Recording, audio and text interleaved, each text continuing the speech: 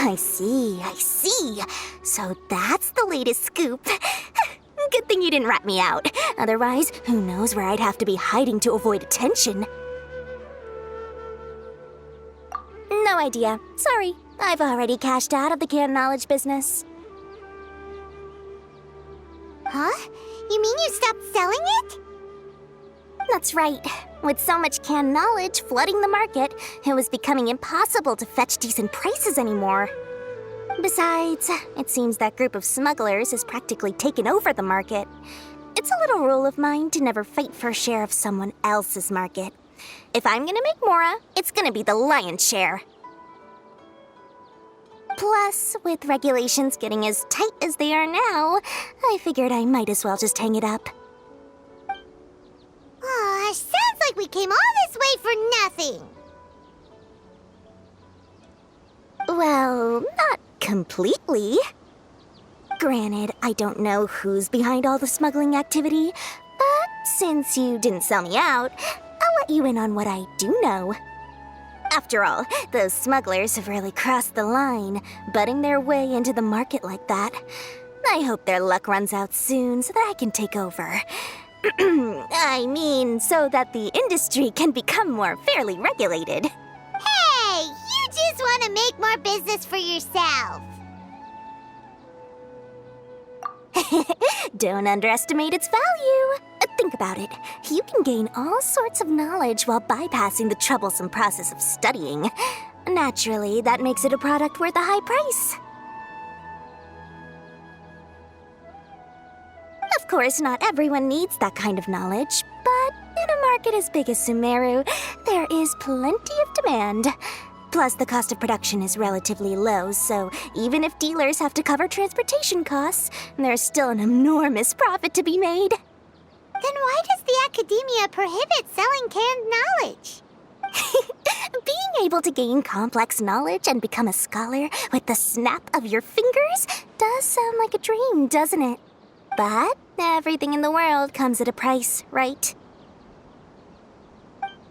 Gaining knowledge is a complicated process. It requires learning, thinking, and practice. Even when it comes to my own business, I have to go through a lot of preparation before I put anything out for sale. But with canned knowledge, one may simply skip all the hassle and get whatever they need to know immediately. That inherently leads to at least two potential problems. First, you'll accept the knowledge as factual without a second thought, and you'll find it very hard to forget. This means that if the knowledge is flawed, then it'll be very difficult to correct. And second, excess use of knowledge capsules over an extended time diminishes your ability to think. You'll end up becoming like a library that can only store knowledge. Oh, that does sound pretty dangerous. Traveler, you used canned knowledge before. Did you feel any negative effects? Of course, using it sparingly is not an issue, which is exactly why I used to sell it. It's just like how medicine can be used to cure diseases, but can also do harm when overused. It all comes down to balancing the right amount. Anyway, back to the point. There'll be consequences if the sale of canned knowledge by those smugglers is left unchecked. And what's worse, you're playing right into their hands by focusing only on the canned knowledge that's made its way into the market.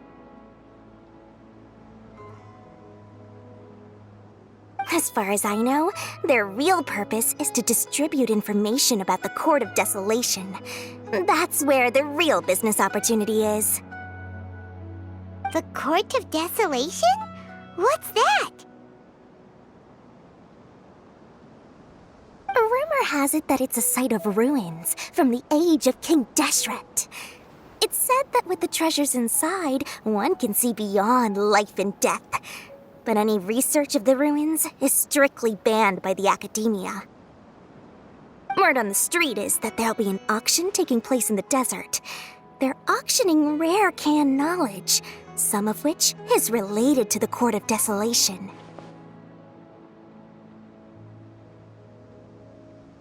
Once I heard about the auction, I began to suspect that all the canned knowledge popping up on the market is just a diversion.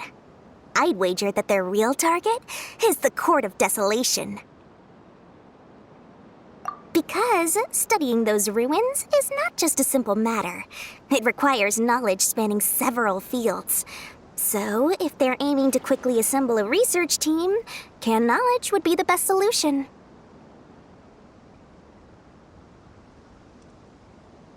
As for the auction, chances are they're trying to attract and scout out anyone with interest or expertise on the subject. On the other hand, no one can say for sure that they will ever succeed in finding the Court of Desolation. So, they might as well just make a fortune while they're at it by hyping up the related canned knowledge at the auction. Sounds to Paimon like we better head to the desert and see the auction. Who knows, we might find some leads there. That's right. And now that I've shared all that valuable info with you, it's time to introduce our limited edition desert travel kit. It comes complete with a map straight to the auction location.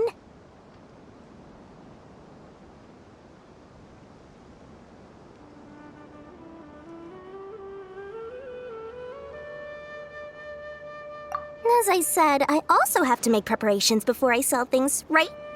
Now, let me consider how much I should sell this for. I've got it! 500,000 mora per kit!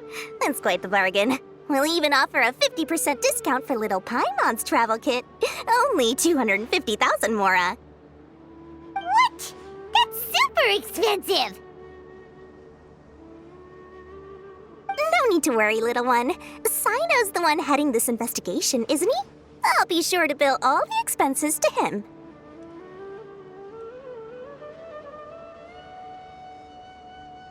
All you'll need to do is tell him to go to the Merchants Guild and pay the bill once the mission is completed.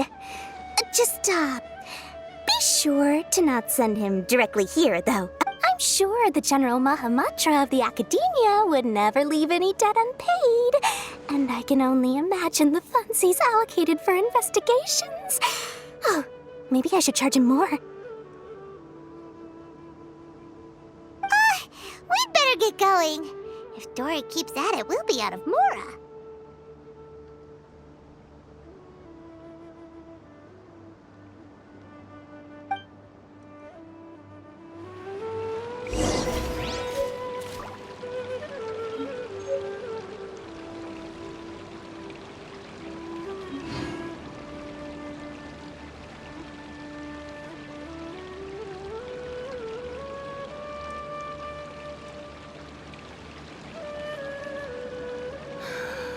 I just wish that some people would actually do their jobs.